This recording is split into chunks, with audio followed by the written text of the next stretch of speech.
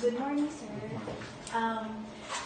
Today I will be interviewing you because of our subject, because as of the moment I'm taking a Master of Science in Nursing Management, and they asked me to do an interview with the head of the where I am working, to ask about how they work as a leader, as a manager, or how they manage to get along with their workers, so that I can have ideas as well for the future use. Yes. Good morning, everyone. I am here with Mr. Eric Vasallo. He is our overall head manager of the home, and it's called Darpinto. It's a big home, and he was working as well in one of it's actually the biggest hospital, government hospital in Malta, which is Mater Dei Hospital, and now he transferred and settled here. Yes. So, good morning, sir.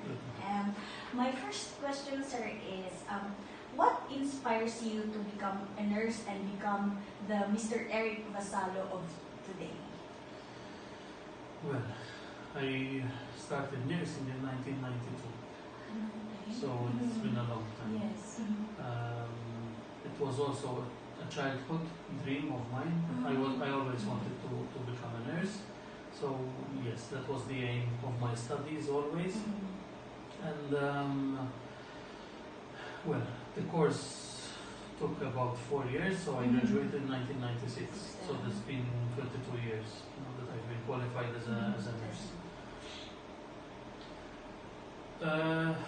Initially, I did not have the intention to progress. I mean, my idea was to become a nurse, not to go into the managerial posts. But then, after a few years, some calls started coming out for deputy charge nurse, and then also for charge nurse, and I thought of applying for the posts. I became deputy charge nurse after 12 years. That was in Mater Dei Hospital. In Mater Dei, yes. That was all in Mater Dei. Yes. And then eventually, after a few years, I was also as an acting charge nurse, because there was no charge nurse in the ward where I worked. So there's it's a sort of promotion, but temporary. Okay. But you were studying during that time as well. So. Yes. So, and then I stayed in that position for almost deputy and the acting charge nurse for about 8 to 10 years. No, it's been a long time. Yes, and then eventually I transferred. Here. And my second question, sir, is I know you have been working as a nursing officer in Mater Dei for a long time, and now that you are the overall head of this institution, how do you sustain being self-motivated, especially when you experience some problems towards your goals? How do you sustain being self? Well, motivation is a big issue, because one day after the other, sometimes it tends to get not boring, but the same thing. But first of all, the patient is always, although I'm in a managerial position, not directly in contact with the patient or resident, as in our case. But yes, that is my overall aim always. That I'm here for the resident or for the patient, and I try to instill that idea in my staff that we are here for the resident or patient. So yes, that keeps me quite motivated day by day, and obviously issues arising every day, still things change from one day to there is the normal daily routine, but then other issues happen every day. So yes, that provides some motivation. And what do you like most about managing the people or managing the homes? Well, what I learned in managing is that you always, the higher you go, it's more interesting. Because it's like a pyramid, let's say, that if you are standing here, you see the picture from this side. The higher you stand, you see a wider picture. So at this point, I'm in a top management position. So I have to deal with the catering issues, the cleaning issues, staffing issues, complaints if there are any from staff, from relatives and from the residents themselves. So yes, it's quite busy. It differs quite a lot. You, as I'm saying, first you are dealing with cleaners, then you are dealing with clinical stuff, then with clerical stuff. So it's all under my head, sort of. It's quite a bit. It's a bit tough. It is a bit. Yes, you have to take decisions all the time, not all every day, but all the time. But how do you handle the stress, the daily stress that you encounter, sir, especially that you are dealing with the cleaning staffs, the clinical, the clerk. You are. Yes. First of all, I try to go to the level of the person I'm speaking to. I don't pretend they come up to my level. I adjust. It depends. Even the words you use, it depends the attitude you use. For example, if you have elderly patients or residents, some of them don't understand jargon, don't understand the technical words. So yes, I try to adjust to the levels of others. Regarding how I deal with stress, so I always say that before I go into something, I would like to have a clear idea what it is, so I can see in myself if I am able to deal with the stress and with the amount of work that. So yes, I always give it some thought before I go for something, because then yes, I even noticed previously some of my colleagues that do the interviews for deputy charge nurse or charge nurse, for example, and then they cannot deal with the stress. You either hear them shouting or you see that they go home stressed. It is very stressful, but I always, as I said, examine myself before I think of going for it. Listen, this is probably how it will be. Will I deal with it? For example, in this post that I am now, even as a charge nurse, you are sort of always on call. If something happens, even if you're at home, you have to answer for that. You cannot say, but I was not here. No, because you guide your employees, so the responsibility finally is yours. So yes, that's mainly my aim. And how about, sir, if you're going to convince the staffs, if, like, for example, the clinical staffs, about your ideas, and how about if they are going to share their ideas? How are you going to also accept it, or some ideas of the? Well, unfortunately, it's not always possible to accept the ideas. But yes, I am open to ideas, because it is useless to have a top-down approach. You cannot always command.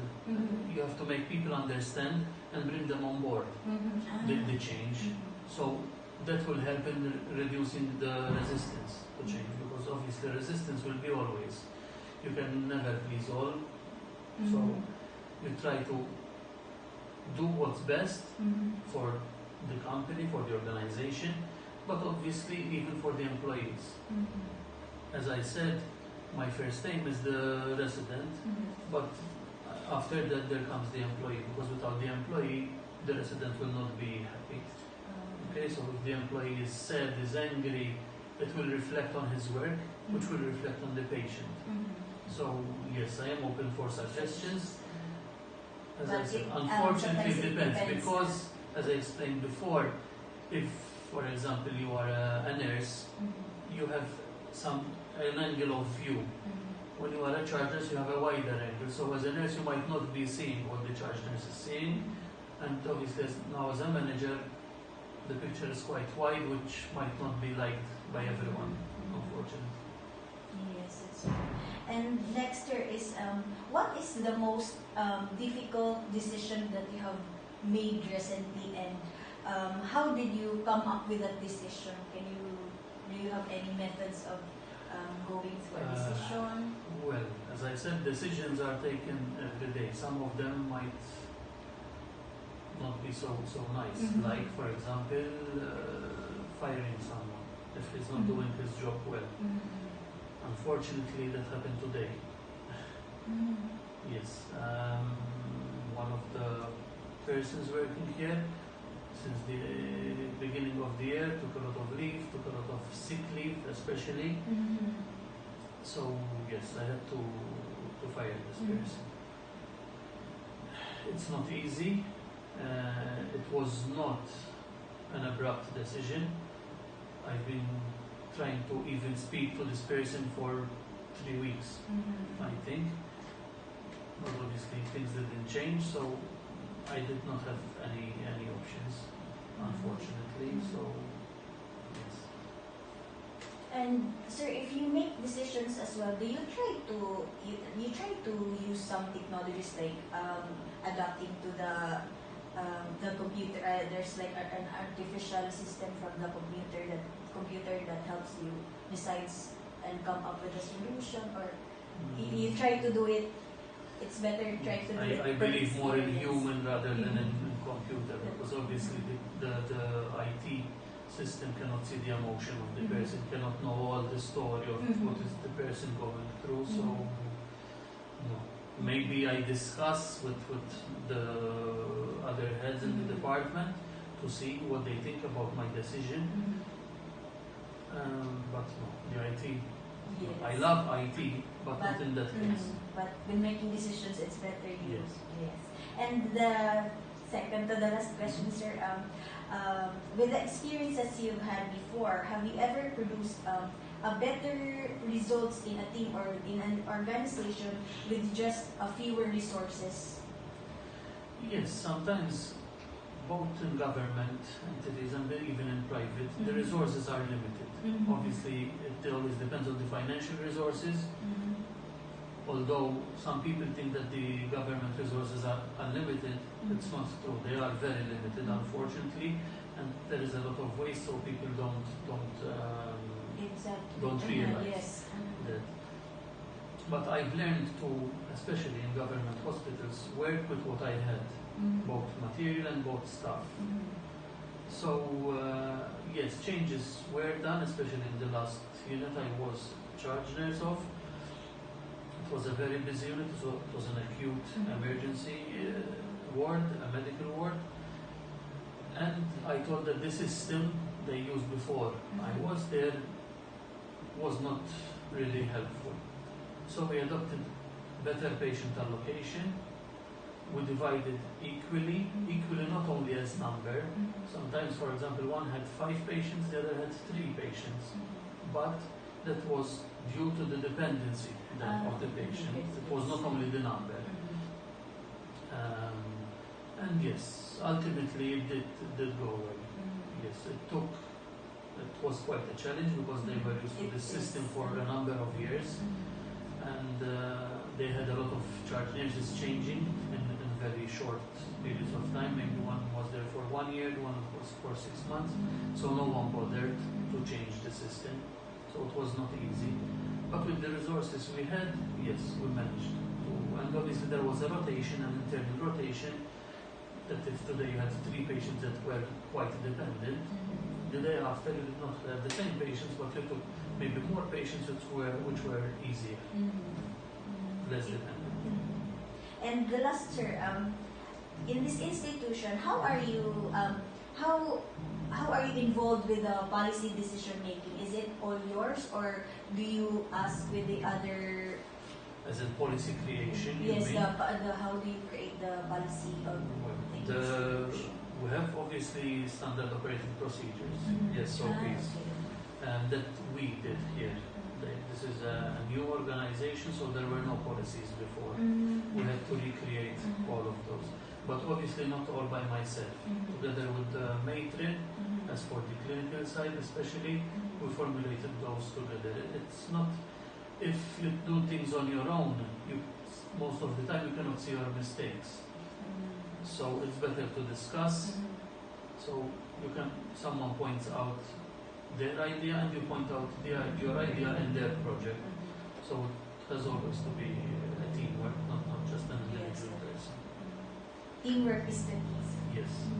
And I think that's all, sir. And thank you Okay, so thank much you. for your insights. And I really learned a lot from your point of view because You're welcome. I've never been in a position like yours. Hopefully you'll be in the future. And There's still time. thank you so much, sir. You're welcome. Thank you so much.